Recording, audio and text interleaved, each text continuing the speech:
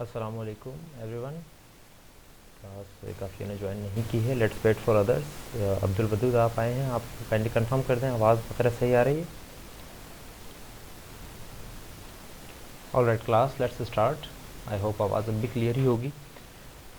So okay, this is the class of software engineering section B, our regular class session. And okay, in today's class there is a quiz as well, which I had announced like a couple of weeks ago.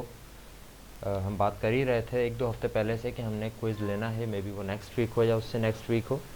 So this is the week after that next week, and we have planned a quiz today. Quiz की details मैं दोबारा repeat भी कर दूंगा before the start of the quiz, but just for your information, the quiz is going to start at 10:15, right about an hour later, and it is going to end at 10:45, which means that we will not reconnect our class, and I will just leave you to prepare for the quiz at like 10 a.m.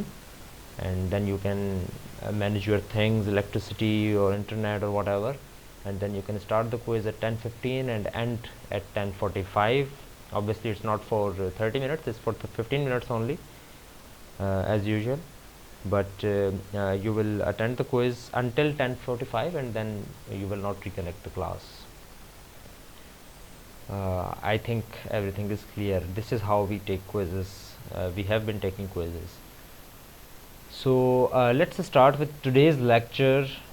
In last lecture we discussed a lot about implementation constraints that we can encounter while engineering a product. Specifically we talked about अच्छा हनान कह रहे हैं quiz 10 to 10:30 है. Okay, yes, I remember. It's going to be 10:15 to 10:45. मैं इसको edit कर देता हूँ. Just give me a couple of minutes, ताकि हमारे पास 15 मिनट और मिल जाए थोड़े से हमें. All right, I hope it's now 10. अगर आप refresh करें तो it's now from 10:15 I think. Software Engineering Section B. Just confirm me, and thank you for telling me that I'm telling the time wrong. Actually, I had a meeting at 10 a.m. Which got postponed to 11 a.m. So I was planning कि अगर मैं meeting में हूँ तो you can start the quiz at 10 a.m. But the quiz because they have gotten postponed, so sorry the meeting, and so we will start the quiz at 10:15.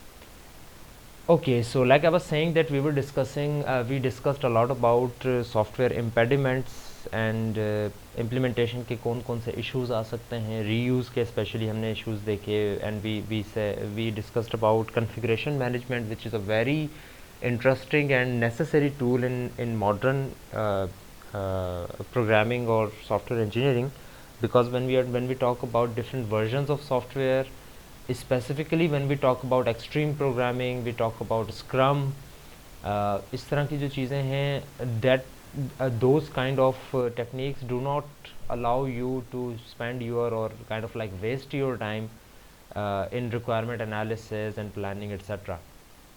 So when you are getting right into programming, it is very natural to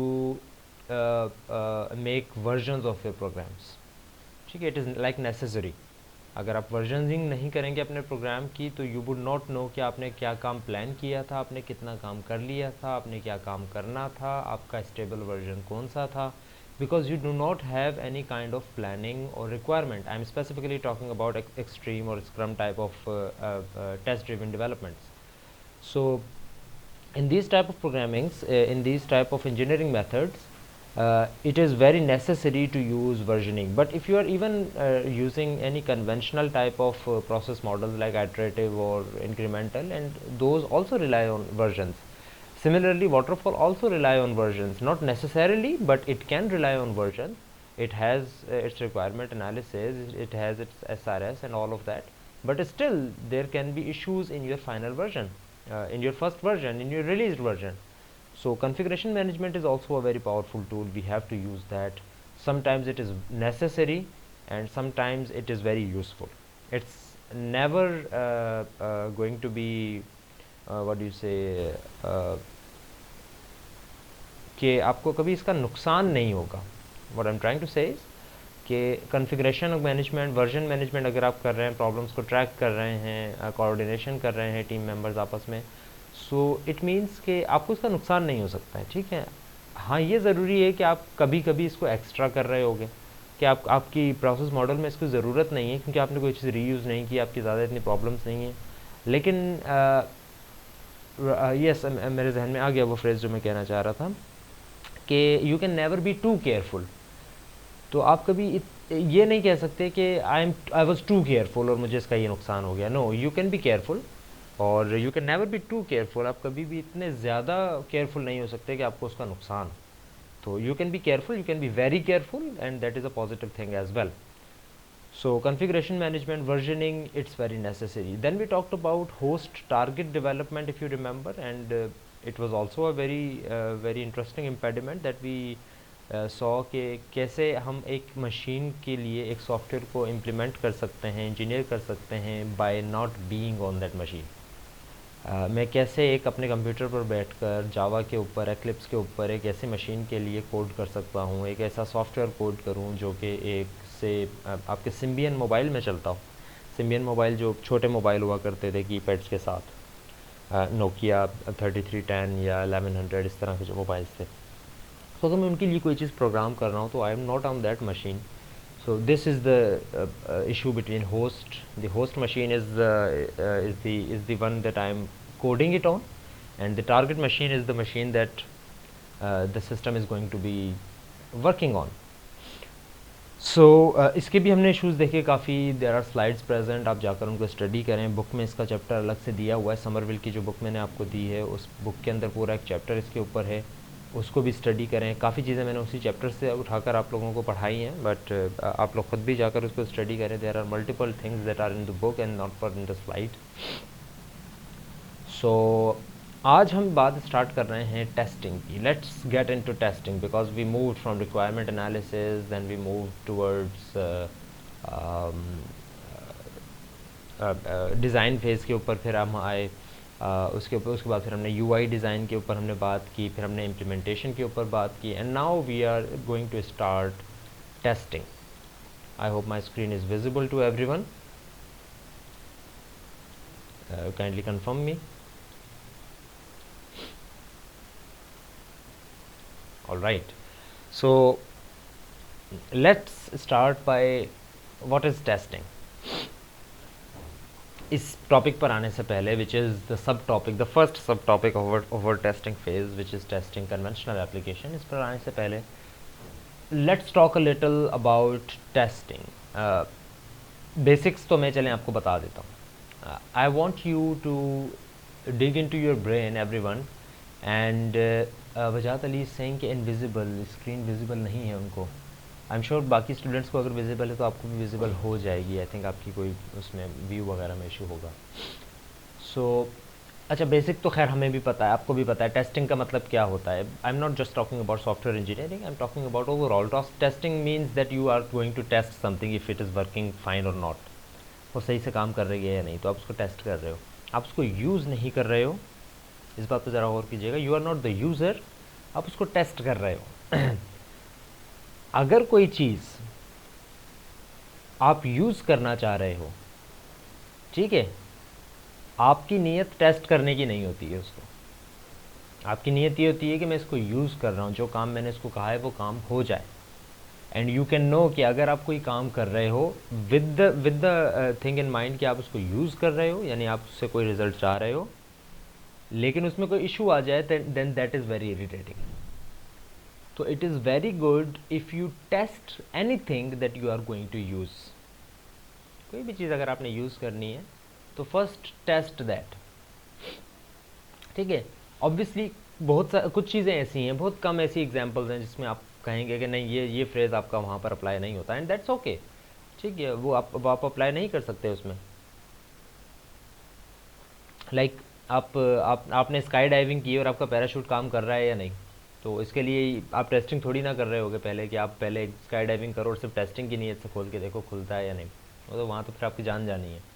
so I am just talking generally कि if you are going to use something it should be tested. And you know कि उस sky diving के product को, parachute को test करने के लिए भी टेस्टिंग किट्स अवेलेबल हैं, और टेस्टिंग जो आपके वो हैं क्या कहते हैं, टेस्टिंग लेबॉर्ट्रीज अवेलेबल हैं और उसके अंदर टेस्टिंग होती है. So what my point is that when a user is going to use something with that in mind कि it requires some result, then the product should be tested beforehand.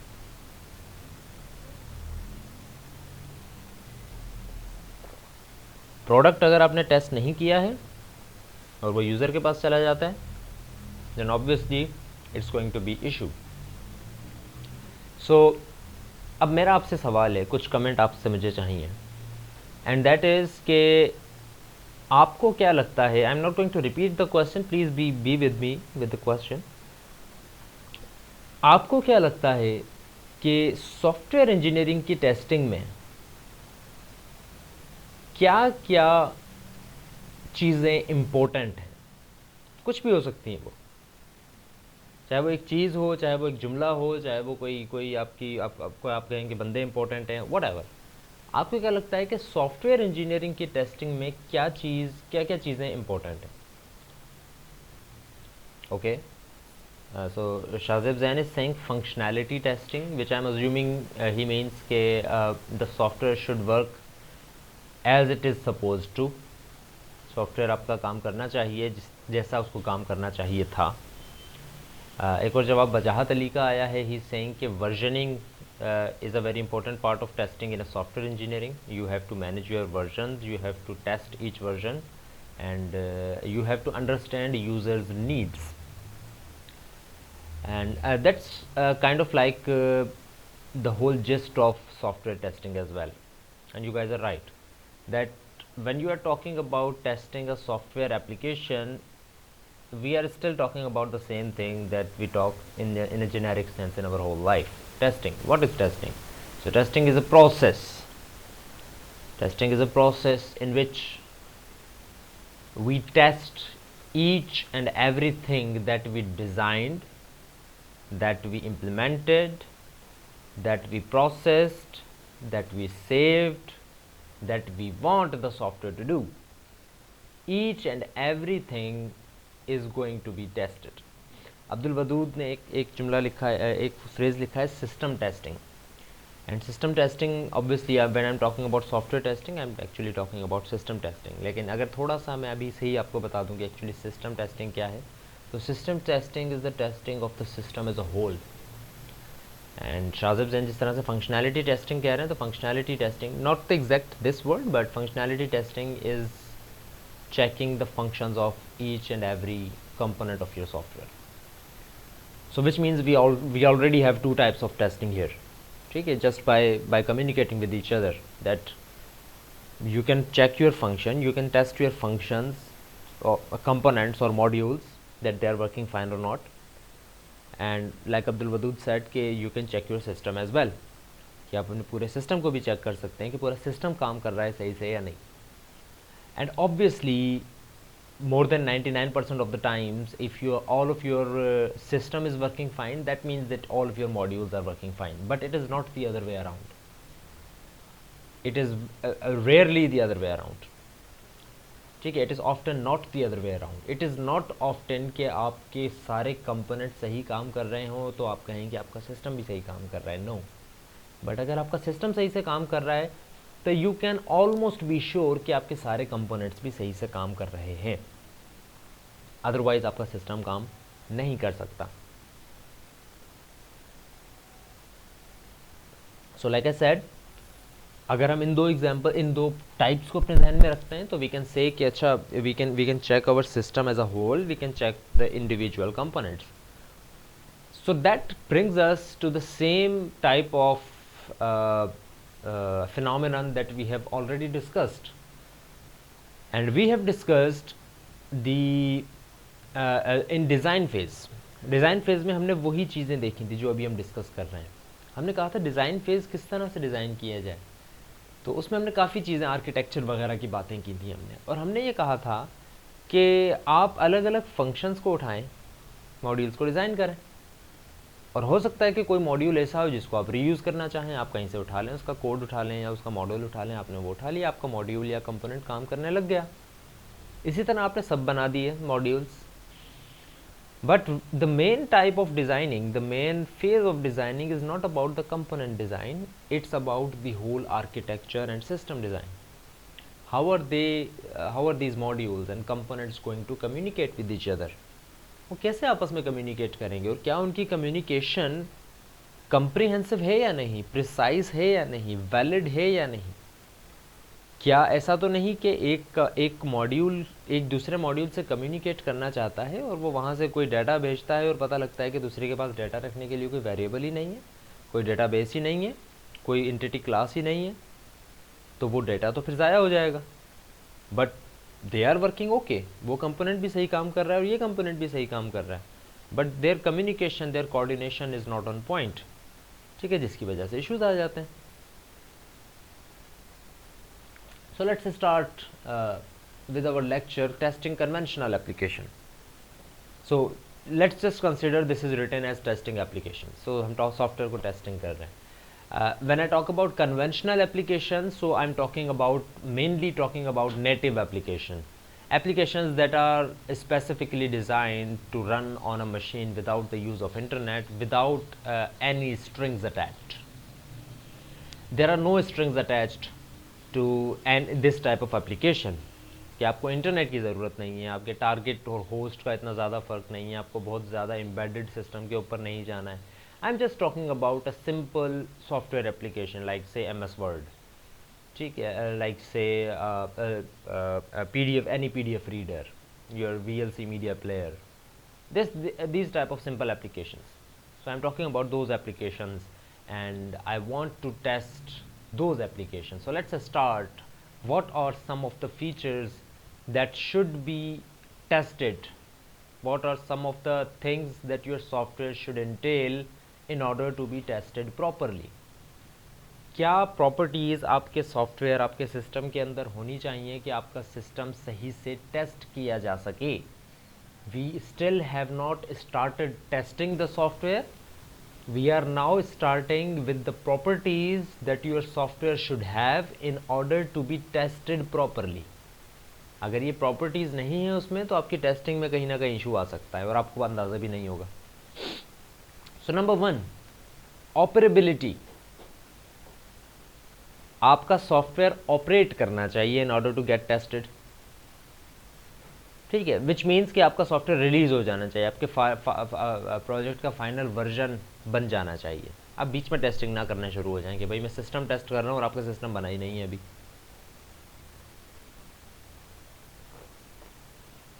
बात देखें सही या गलत की नहीं हो रही यहाँ पे कि सिस्टम सही से काम करना चाहिए या गलत काम करना चाहिए, सही ऑपरेट करना चाहिए या गलत ऑपरेट करना चाहिए। The point is the system should operate cleanly, cleanly काम करना चाहिए बस। वो सही करे या गलत करे वो बात की बात है, जब हम टेस्टिंग स्टार्ट करेंगे तो करेंगे उसको चेक। अभी सिर्फ हमें ये देखना है कि सिस्टम क्लीनली परफॉर्म कर रहा है या नहीं। Take it as a physical example, अगर आपने कोई घर बनाया है तो आप उसको पहले बाहर से ही देखेंगे कि ठीक है ये घर लग रहा है या नहीं। ठीक है, वो घर अगर लग रहा है तो फिर आप उसकी टेस्टिंग में जाएंगे कि अच्छा मैंने कहा था 3 कमरे, तो क्या इसमें 3 कमरे हैं या नहीं। अच्छा मैंने कहा था कि इसमें इतना फ्लोर होने चाहिए तो इतने फ्लोर्स हैं या नहीं। मैंने कहा था कि इसमें ये होना चाहिए, रिक्वायरमेंट मेरी ये थी तो ये है या नहीं।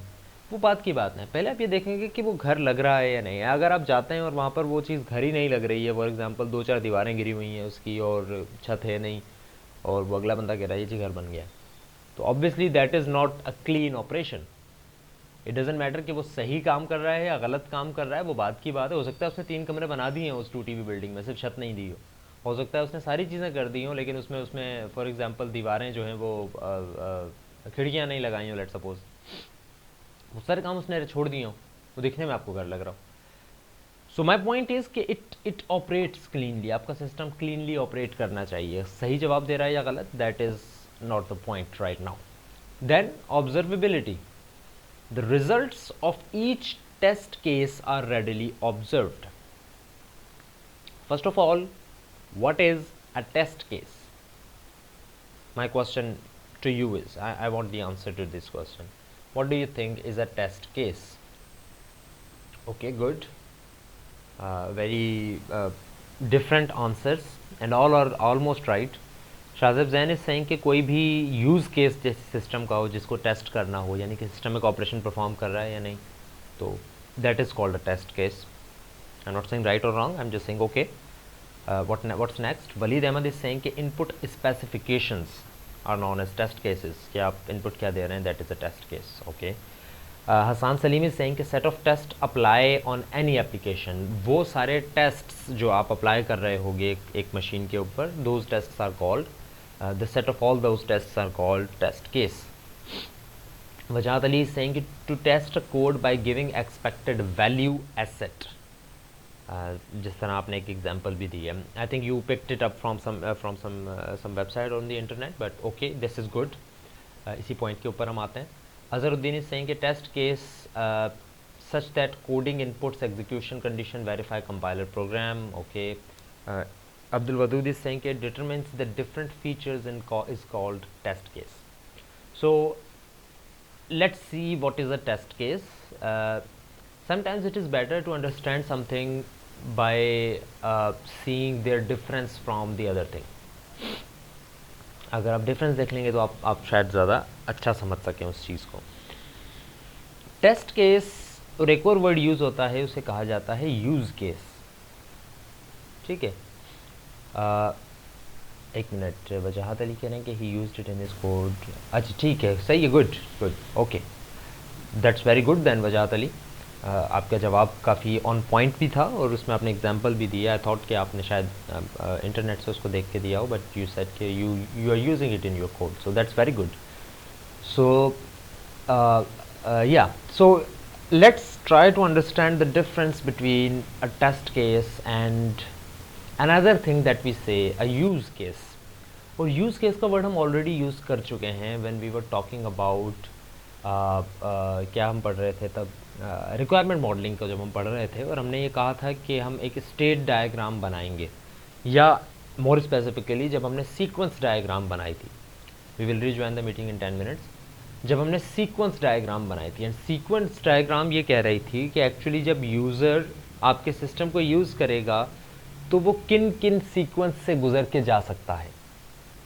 आपके पास होम बटन है, आप होम बटन पे क्लिक करते हैं तो होम के अंदर 10 चीज़ें आ जाती हैं. उन 10 में से किसी एक पर यूज़र क्लिक करता है, फिर 4 चीज़ें आ जाती हैं. वो 4 डिपेंड करती हैं कि यूज़र ने होम से उस चीज़ पर क्लिक किया या कहीं और से क्लिक किया. हो सकता है कहीं और से क्लिक किया हो तो 4 ना आए, 3 आए. तो ये सारे यूज़ केसेस होते हैं कि यूज़र किस तरह से यूज़ कर रहा होगा आपके सिस्टम को. फर्स्ट वो यहाँ आएगा, फिर वो यहाँ जाएगा, फिर वो यहाँ जाएगा. एक केस आप ऐसा बना लें कि भाई यूज़र अगर ये और इसके बाद ये और फिर यहाँ से ये करे तो फिर आपका सिस्टम कैसे बिहेव करेगा. That is a use case. But a test case is within input. Test case में आप सिर्फ ये नहीं चेक कर रहे होते कि यूज़र यहाँ से यहाँ आएगा तो फिर क्या होगा सिस्टम का. नो, आप ये चेक कर रहे होते हो कि इनपुट अगर कोई दे यूज़र, तो उस एक स्पेसिफिक इनपुट के ऊपर आपका सिस्टम कैसे बिहेव करेगा. एक स्पेसिफिक इनपुट के ऊपर. जनरली बात नहीं करते हैं आप यूज़ केस के अंदर कि अगर इंटीजर दे दें इसमें तो क्या होगा. नो, आप देखें कि अगर 4 देगा तो क्या होगा. आप चला कर देख रहे हैं सिस्टम, एक्चुअली टेस्ट कर रहे हैं आप. You are not just requirement modelling it your system. आप उसको चेक कर रहे हैं एक्चुअली, और आप ये कहते हैं कि चलें यार मैंने इंटीजर वेरिएबल बना दिया और ये काम कर रहा है सबके लिए. लेट सपोज अगर यूज़र 0 देता है तो क्या करेगा. आपने सिस्टम बना दिया, आपने कहा बड़ा अच्छा काम कर रहा है, और आपने कहा यार बड़ा अच्छा काम कर रहा है, लेकिन अगर यूज़र जिस तरह मेरे साथ एक प्रॉब्लम आती है, मैं आपको बताता हूँ.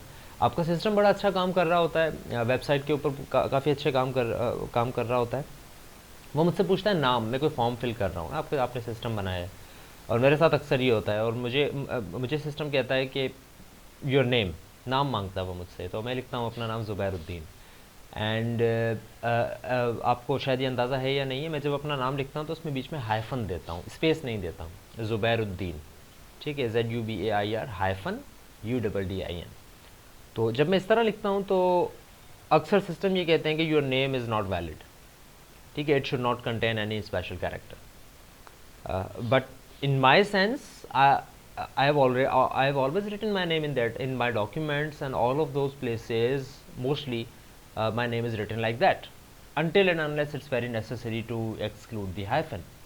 So your system was working okay, Your system is okay, it's getting your name, it's getting a string, it's checking it character by character, and it's checking those are all alphabets or not or whatever. But in a specific test case, it's not a use case. Use case is अगर मैं अहमद लिखता हूँ, that is a use case, बात हो गई, काम खत्म.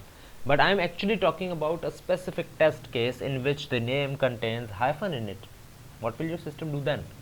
This is a test case. This is not a use case. This is not a generic type that when a user comes and inputs his name, what will your system do? That is a use case. But when you say कि when, for example, a user comes and he inputs hyphen in that, how will your system behave? That is a test case. So observability पे आते हैं दोबारा. The results of each test case are readily observed. Your test cases results should be observable. आपके test case जितने भी हैं उनके results observable होने चाहिए. ऑब्जर्वेबल का मतलब ये है कि आपको पता लगे एक्चुअली कि आपकी एक पर्टिकुलर इनपुट पे सिस्टम ने क्या आउटपुट दी. अगर ऐसा है कि आप एक पर्टिकुलर इनपुट देते हैं अपने सिस्टम को और लेट सपोज वो कोई आउटपुट ही नहीं देता, now that is not observability. आपको अंदाज़ा नहीं है कि ये आप क्यों नहीं दे रहा है आउटपुट. हो सकता है कोई इनफाइनाइट लूप लगा हुआ हो सकता है कि कोई स्टैक ओवरफ्लो का एरर हो, बहुत सारे एरर्स हो सकते हैं. तो आप ऑब्जर्व नहीं कर पा रहे हैं एक्चुअली आपका सिस्टम क्यों मिसबिहेव कर रहा है. तो ये system should be designed in a way that all of the things in test cases should be observed. और उसी लिए आप आई थिंक ऊप का कोर्स अगर पढ़ रहे हैं साथ साथ तो आप लोगों ने एक चीज़ पढ़ी होगी जिसको कहा जाता है exception handling. You should handle your exceptions. Yes और नो में मुझे बता दें ताकि मैं इसकी डिटेल में जाऊँ या ना जाऊँ कि आप एक्सेप्शन आप ये तो कह रहे होते हैं कि ठीक है आपका सिस्टम सही काम कर रहा है, लेकिन आप ये कहते हैं कि अगर कोई गलत इनपुट आ जाती है तो फिर उस पर मेरा सिस्टम क्या करेगा. That exception handling is a powerful tool to embed observability in your software. अगर आप एक्सेप्शन हैंडलिंग नहीं डालते हैं अपने सॉफ्टवेयर के अंदर तो फिर आप सिस्टम को ऑब्जर्व नहीं कर सकेंगे कि उसके टेस्ट केसेस में क्या इश्यूज आ रहे हैं. I still haven't received any answer. Exception handling पढ़ रहे हैं आप लोग, पढ़ चुके हैं या पढ़ेंगे. मे बी आप लोगों को कोर्स गाइडलाइन में दिया गया हो.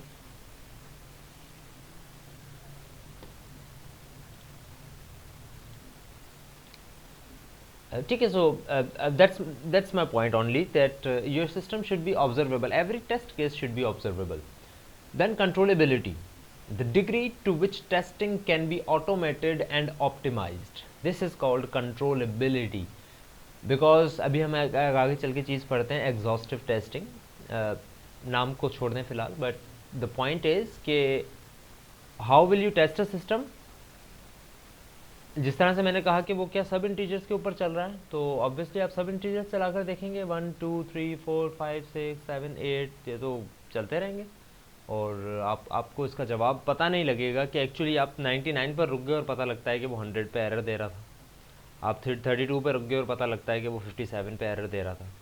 तो आप सब तो चेक नहीं कर सकते.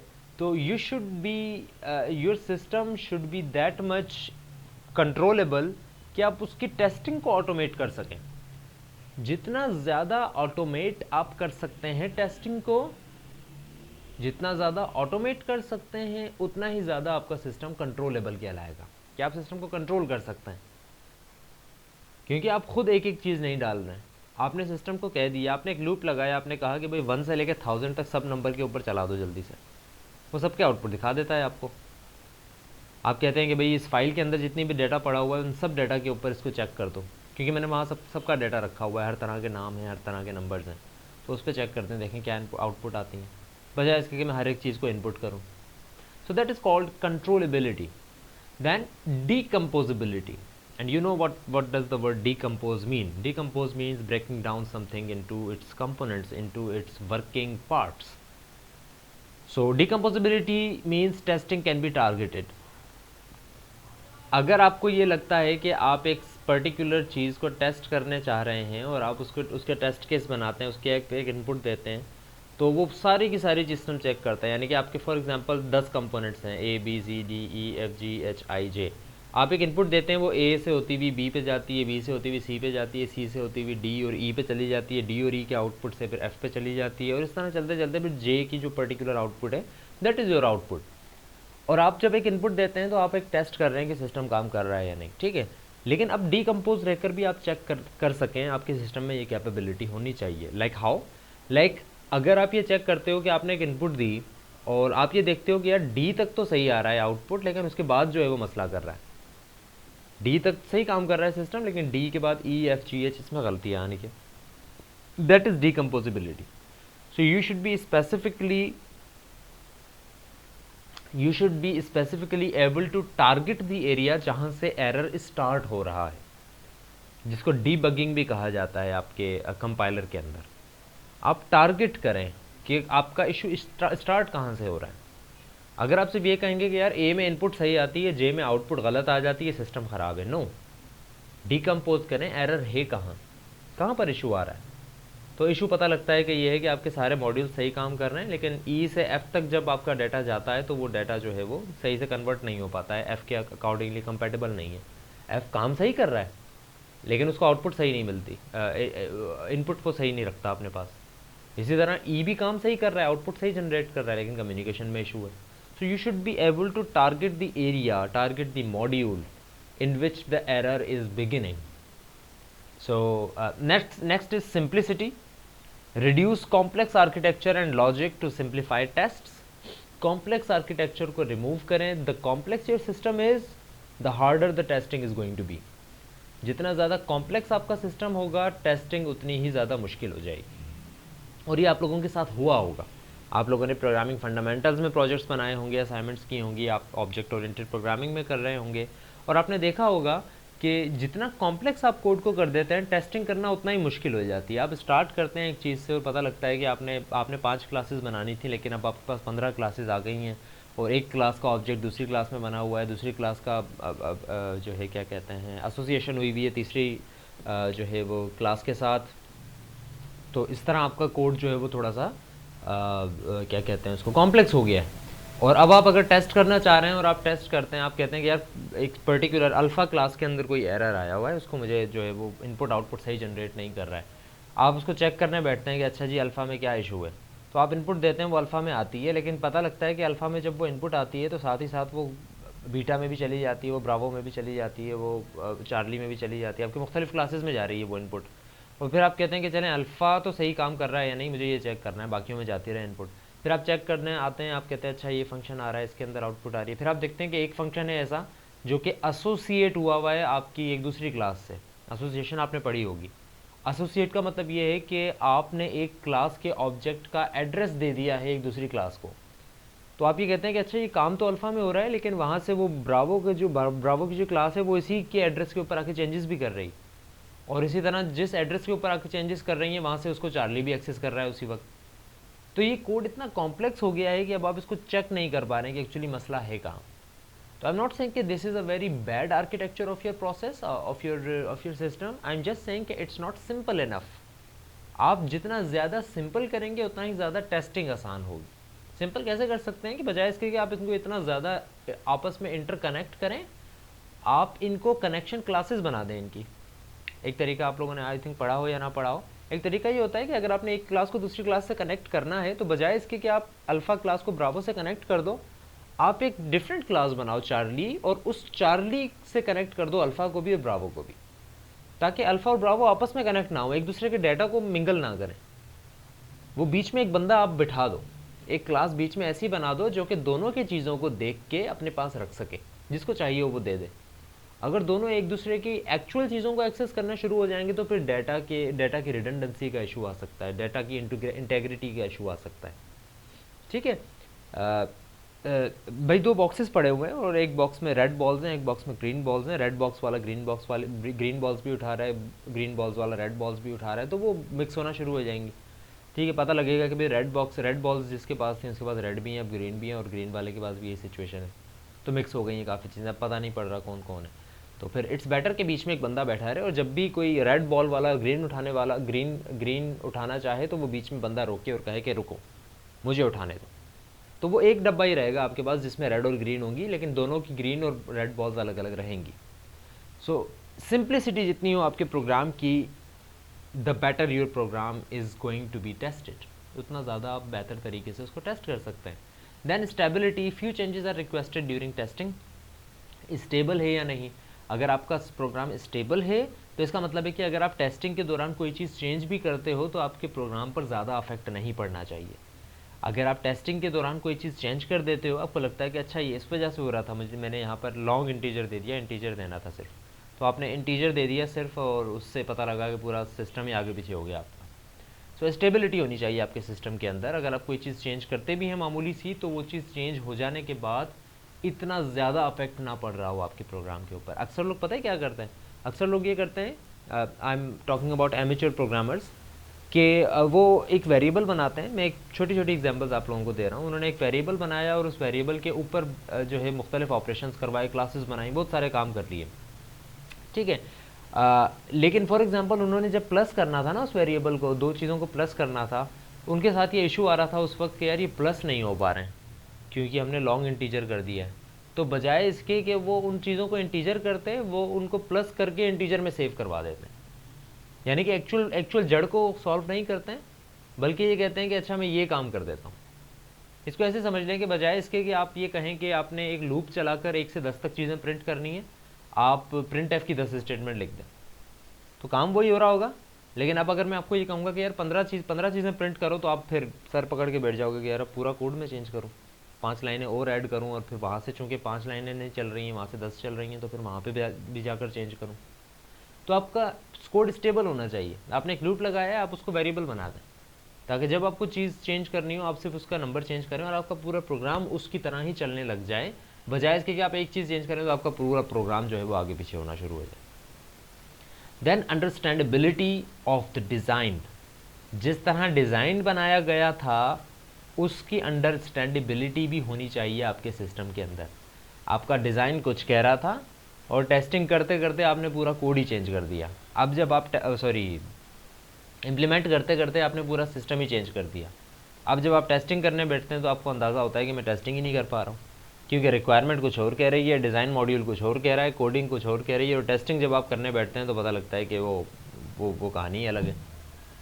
आपको कहा गया था कि आपने call and return architecture apply करना है, और कोड आपने कर दिया जी ऑब्जेक्ट ओरिएंटेड प्रोग्रामिंग के अंदर, क्योंकि उसमें आपको आसानी हो रही थी।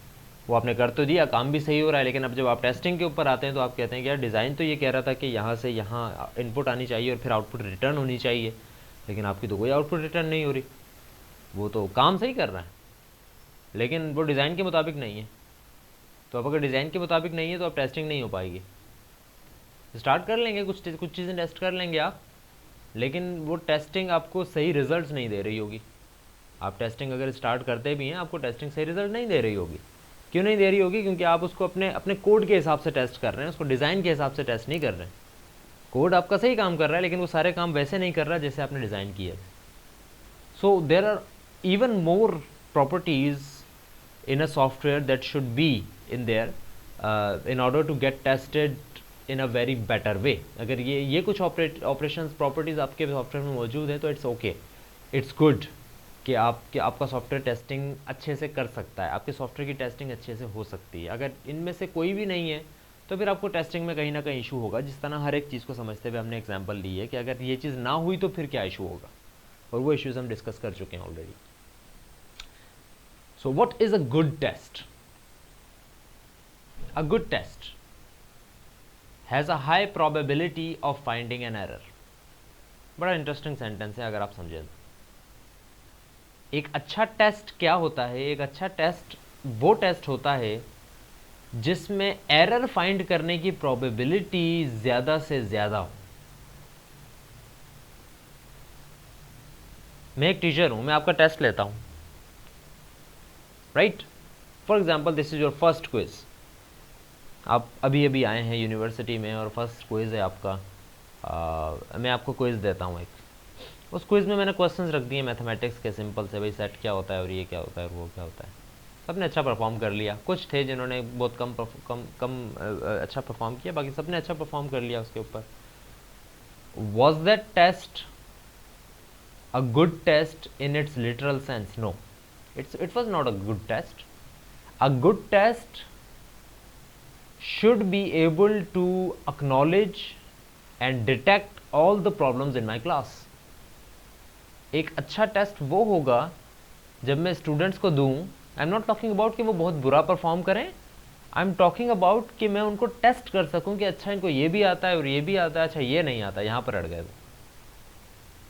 मैं टेस्ट कर सकूंगा अपने स्टूडेंट्स को कि अच्छा इनको क्या क्या आता है और क्या क्या नहीं आता, ताकि मैं उन चीज़ों के ऊपर थोड़ा सा जो है वो मेहनत कर सकूं। और यही होता है, मैं अक्सर यही कोशिश करता हूं कि अगर मैं खुद अंदाज़ा नहीं लगा पा रहा हूं तो मैं आपसे पूछता हूं कि यार बताओ कौन से सवाल में इशू आया था, क्या चीज़ मुश्किल लगी थी, बताएं। तो आप बताते हैं मुझे कि सर ये जो टेस्ट था इससे हमें ये अंदाज़ा हुआ, या कभी कभी मुझे खुद अंदाज़ा हो जाता है कि अब वो जो टॉपिक था ना उसमें थोड़े से इशू आ रहे थे, आपने पूछा ये था लेकिन एक्चुअली ऐसा नहीं होता।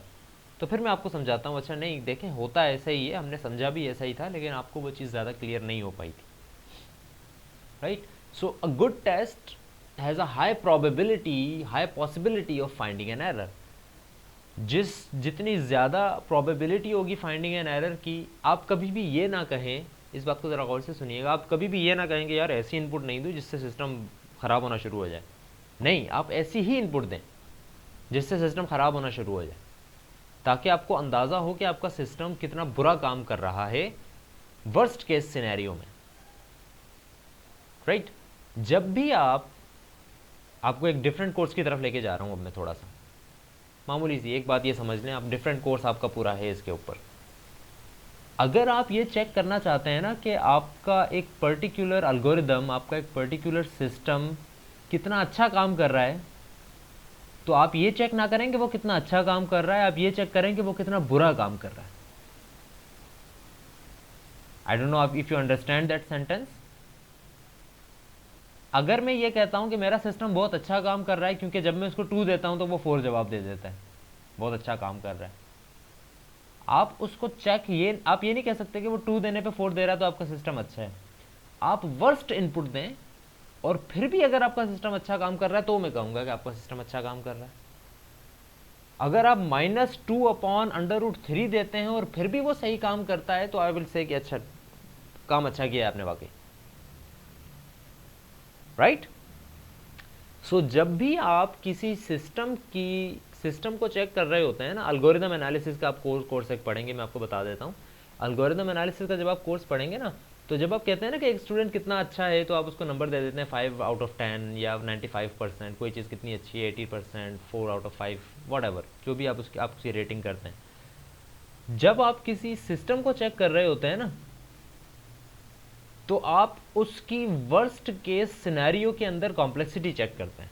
आप कहते हैं वर्स्ट केस सिनेरियो में ये कितना अच्छा काम करेगा, that is actually your situation. आपको मैं कहता हूँ कि यार ये बॉक्स रखा हुआ है, इसके अंदर बहुत सारी चीज़ें हैं, नंबर्स रखे हुए हैं, ब्लॉक्स रखे हुए हैं, एक के ऊपर 1 लिखा है, एक के ऊपर 3 लिखा है, एक के ऊपर 4 लिखा है, आप इनको सॉर्ट कर दें 1 2 3 4 5 6 7 8 इस तरह सॉर्ट कर दें। तो अगर फॉर एग्जाम्पल उस बॉक्स के अंदर सबसे पहले 1 रखा हुआ है, उसके नीचे 2 रखा हुआ है, उसके नीचे 3 रखा हुआ है, तो यहाँ पर तो आप आसानी से सॉर्ट कर लेंगे, आप 5 मिनट के अंदर सॉल्व कर लेंगे। आप 1 उठाएंगे रख देंगे, 2 उठाएंगे रख देंगे, 3 उठाएंगे रख देंगे, कोई इशू ही नहीं है। लेकिन this was the best case.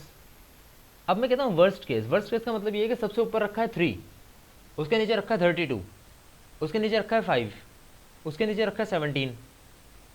अब आपसे 3 को उठा के रखना नहीं है, आप 3 को उठाएंगे और आप कहेंगे नहीं ये नहीं चाहिए, अगले को उठाएंगे आप कहेंगे नहीं ये नहीं चाहिए, आप ढूंढते रहेंगे और फिर आपको 1 मिलेगा, 1 को उठा के रखेंगे, फिर आप 2 के लिए भी यही काम करेंगे, और अब आपको 5 मिनट नहीं लगेंगे, अब आपको 1 घंटा लग गया ये चीज़ करने में। अब मैं ये नहीं कहूँगा कि आपका सिस्टम अच्छा है, कि भाई वो बेस्ट केस पे अच्छा चल रहा है, नो, वर्स्ट केस पे कितना अच्छा चल रहा है। अगर इसी तरह की वर्स्ट इनपुट दूं फिर भी वो 5 मिनट में कर ले तो मैं कहूँगा आपका सिस्टम अच्छा है, ठीक है। So a good test has a high probability of finding an error. जितनी ज़्यादा प्रोबेबिलिटी होगी एरर फाइंड करने की, उसी को मैं कहूँगा now this is a good test. A good test is not redundant. एक गुड टेस्ट रिडंडेंट नहीं होता, वो टारगेट करता है चीज़ को। रिडंडेंट का मतलब ये होता है कि रिपीट करे, रिपीट नहीं करता है वो कोई चीज़। अगर मैंने कोई किसी चीज़ को टेस्ट करना है, मैंने मॉड्यूल ई को चेक करना है और एफ को चेक करना है, ई और एफ को चेक करना है, लेकिन फॉर एग्जांपल ई और एफ दोनों तब चलते हैं जब ए बी सी डी ई आता है, ए बी सी डी चलते हैं तो ई आता है, ए बी सी डी ई चलते हैं तो एफ आता है। तो अगर मुझे इन दोनों को टेस्ट करना है तो मैं ए बी सी डी 4 दफ़ा चला रहा हूँ, ए बी सी डी ई के लिए भी, A B C D F के लिए भी। नो, रिडंडेंट नहीं होना चाहिए, टारगेटेड होना चाहिए आपका जो है क्या कहते हैं इसको, test. A good test should be best of breed, सबसे अच्छा टेस्ट होना चाहिए. A good test should be neither too simple nor too complex, ज़्यादा कॉम्प्लेक्स भी नहीं होना चाहिए और ज़्यादा सिंपल भी नहीं होना चाहिए. अटेंडेंस का स्क्रीनशॉट मुझे काइंडली भेज दें. I am ending the class right now and this is your time, जो आपके पास 15 मिनट हैं, 20 मिनट हैं. एंड यस, ऑब्वियसली रिकॉर्डिंग मिलेगी आपको लेक्चर की. I am just uploading it now. और 10:15 पे आपका क्विज स्टार्ट होगा. 10:45 तक we will not rejoin the class. And our topic is the last 2 lectures, not this specific lecture. इससे पहले हमने जो भी पढ़ा है, लाइक इम्प्लीमेंटेशन का जो हमने कोर्स टॉपिक पढ़ा, और उससे पहले डिज़ाइन का जो हमने लास्ट 2 लेक्चर्स जो पढ़े ना इससे पहले, those are in the quiz. So that's about it, and thank you very much. See you in next class.